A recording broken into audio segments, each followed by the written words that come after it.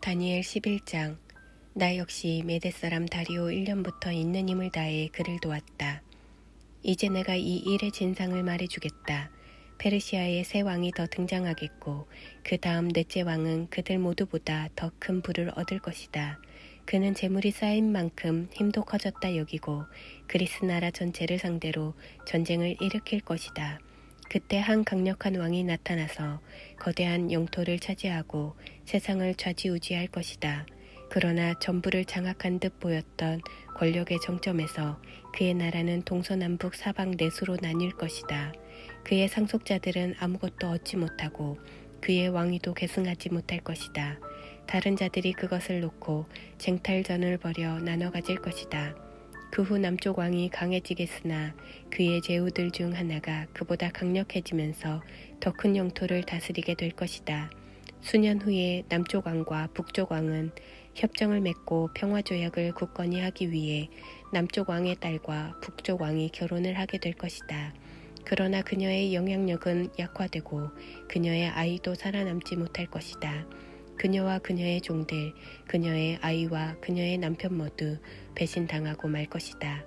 그 얼마 후에 왕족 출신의 한 사람이 나타나서 권력을 잡을 것이다. 그가 자기 군대를 이끌고 북쪽 왕의 요새에 쳐들어가 대승을 거둘 것이다.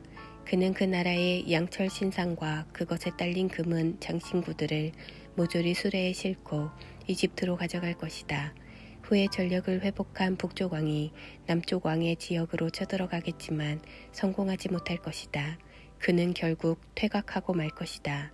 그러나 이후 그의 아들들이 대군을 일으켜 남쪽 요새로 물밀듯이 쳐들어갈 것이다.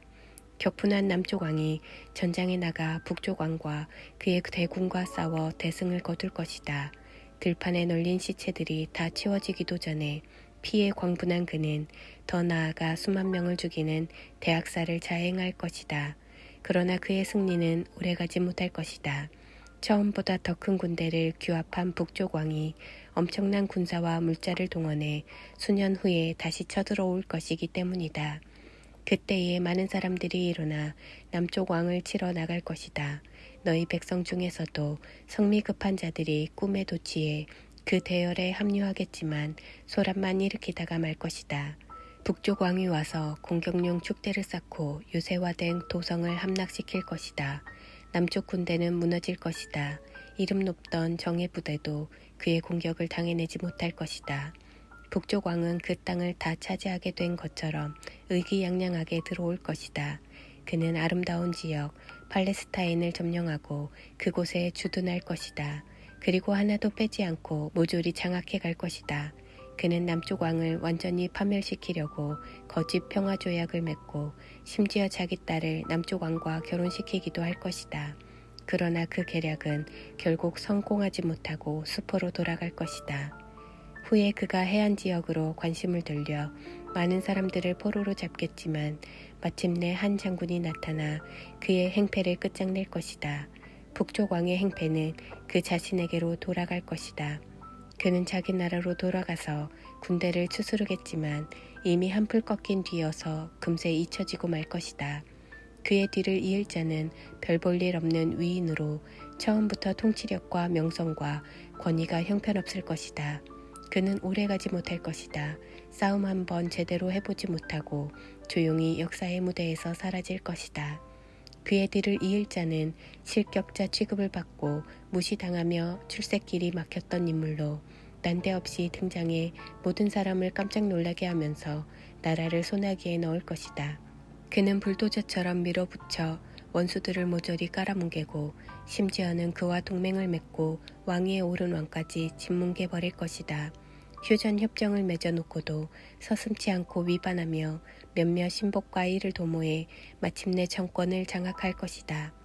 그는 비옥한 지방들을 골라 내키는 대로 침공할 것이다. 닥치는 대로 빼앗고 추종자들과 함께 사치와 향락을 일삼는 그의 행패는 그의 가까운 조상이나 먼 조상 모두를 능가할 것이다.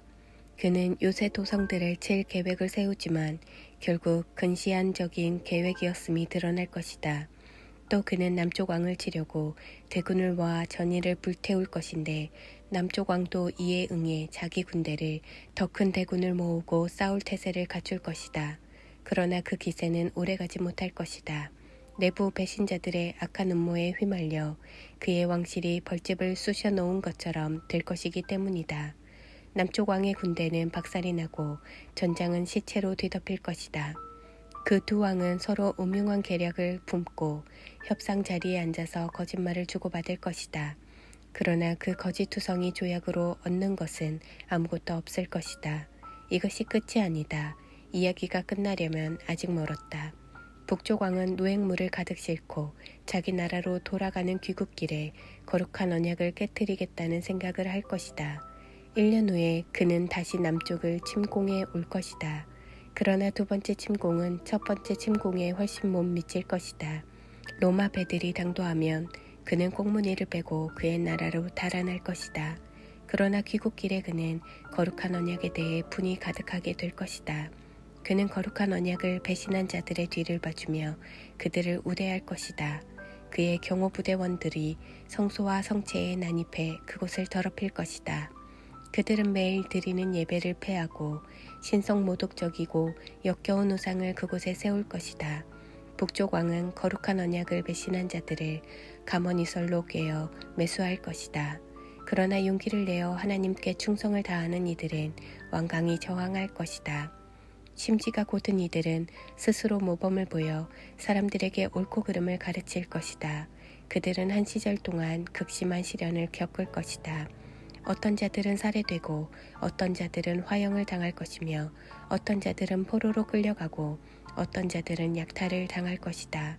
극심한 시련 중에 그들은 약간의 도움을 얻겠지만 충분하지는 않을 것이다. 도움을 주는 자들도 마지못해 도와줄 것이다. 심지가 곧고 충성스런 이들은 이 시련을 통해 단련되고 씻기며 정화될 것인데 이야기가 끝나려면 아직 멀었기 때문이다. 한편 북쪽 왕은 계속 제멋대로 날뛸 것이다. 그는 자신이 모든 신보다 더 위대하다며 스스로를 높일 것이다. 그는 신들의 신이신 하나님에게까지 도전하며 으스댈 것이다. 얼마 동안은 진노의 심판의 때가 다 찰 때까지 그가 무사할 것이다. 보고된 것은 반드시 시행되어야 하기 때문이다. 그는 자기 조상의 신들도 전혀 존중하지 않을 것이다. 여자들 사이에서 가장 인기 높은 신 아도니스에 대해서도 그러할 것이다. 그는 모든 신과 여신을 업신여기면서 자신이 그들보다 더 위대하다고 뻐길 것이다. 심지어 그는 거룩한 이들의 하나님까지도 업신여길 것인데 하나님께서 경배받으시는 장소에 누구도 들어보지 못한 우상을 들여놓고 그것을 금은 보석으로 화려하게 장식할 것이다. 그는 낯선 신의 깃발을 높이 들고 주요 요새들을 공략할 것이며 그 신을 섬기기로 한 자들을 권력의 요직에 앉히고 땅을 하사할 것이다. 이 이야기의 마지막은 이러하다. 남쪽 왕이 그와 맞서겠고 북쪽 왕이 폭풍처럼 그를 덮칠 것이다. 전차 부대와 기병 부대와 대함대를 몰고 모든 것을 휩쓸며 내려올 것이다. 그가 아름다운 땅을 공격하고 그 앞에서 사람들이 추풍낙엽처럼 쓰러질 것이다. 에돔과 모압과 몇몇 암몬 사람들이 화를 면할 것이다. 그는 손을 뻗어 이 나라 저 나라를 집어삼킬 것이다. 이집트도 예외가 되지는 못한다. 그는 이집트의 금은 보화를 모조리 긁어모을 것이다. 리비아 사람과 에디오피아 사람들도 그에게 동조할 것이다. 그러나 그때 북쪽과 동쪽에서 불안한 소문이 들려와 그는 겁에 질릴 것이다. 그가 크게 노하여 사태를 진압하러 달려가지만 지중해 바다와 거룩한 산 사이에 진 그 왕의 천막을 치는 순간 그는 마지막을 맞게 될 것이다. 누구도 그를 도울 수 없으리라. 12장.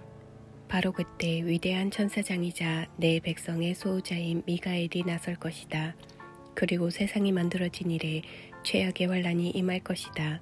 그러나 내 백성, 그 책에 기록되어 있는 이들은 한 사람도 빠지지 않고 그 환란에서 구원을 받을 것이다.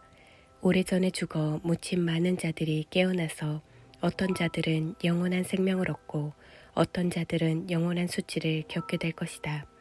지혜롭게 산 사람들은 총총한 밤하늘의 별처럼 밝게 빛날 것이다. 사람들을 바른 길로 인도하여 살린 사람들은 별처럼 영원히 빛날 것이다.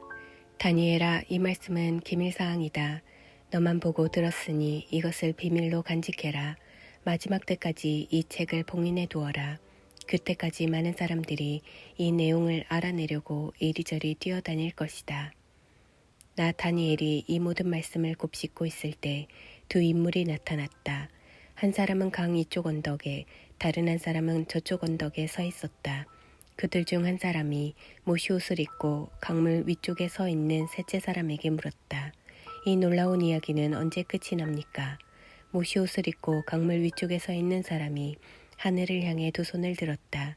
그는 영원하신 분을 두고 엄숙히 맹세하면서 이 이야기는 한 때와 두 때와 반때 동안 이어지다가 거룩한 백성을 압제하는 자가 패망할 때 완성된다고 말했다. 명확히 듣기는 했지만 나는 그 뜻을 이해하지 못했다. 그래서 물었다. 주님, 제게 그 뜻을 알려주시겠습니까? 다니엘아, 너는 그저 내 할 일을 계속하여라. 그가 말했다. 이 메시지는 마지막이 될 때까지, 마지막이 올 때까지 기밀사항으로 봉인되어 있을 것이다. 많은 사람이 깨끗이 씻겨져 새 사람이 될 것이다. 그러나 악한 사람은 무슨 일이 벌어지는지도 모른 채 계속 악을 저지를 것이다. 지혜 있게 사는 사람들은 그 되어지는 일을 깨닫게 될 것이다. 매일 드리는 예배가 성전에서 사라지고 그 자리에 역겹고 흉측한 우상이 세워지는 때로부터 1290일이 흐를 것이다. 1335일 동안 인내하며 견디는 사람들은 진실로 복되다. 그러니 내가 어떻게 해야겠느냐? 불안해하거나 염려하지 말고 내 할 일을 해나가라. 마음을 편히 가져라. 모든 일이 끝날 때 너는 일어나서 상급을 받을 것이다.